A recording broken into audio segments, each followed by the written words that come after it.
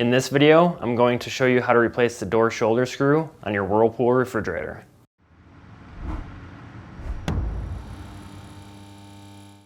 If the door handle on your fridge is loose or not firmly in place, you may have a bad or missing shoulder screw. If you need to buy a new shoulder screw, check out our website, partsdoctor.com, where we sell parts for all major appliance brands.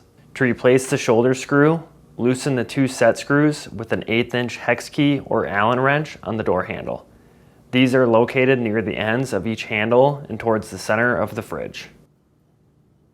Once loose, remove the handle from the fridge. Now, using a T25 Torx bit, loosen the shoulder screw. When shopping for a new shoulder screw at partsdoctor.com, be sure you're searching with the model number from the tag on your refrigerator to make sure you get the correct part. To install the shoulder screw, start threading by hand to avoid cross-threading and tighten down.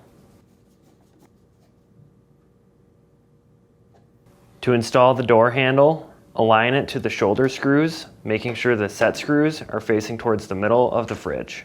Firmly press the handle against the door and tighten down the set screws.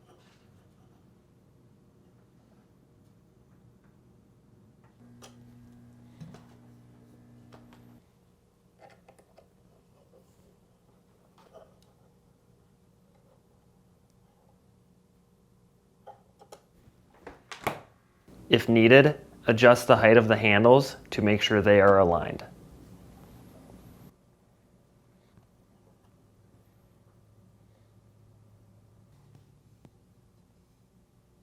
That's it for this video. If you learned something new, hit that like button. And if you enjoy fixing things and want to see more videos like this and these, please consider subscribing.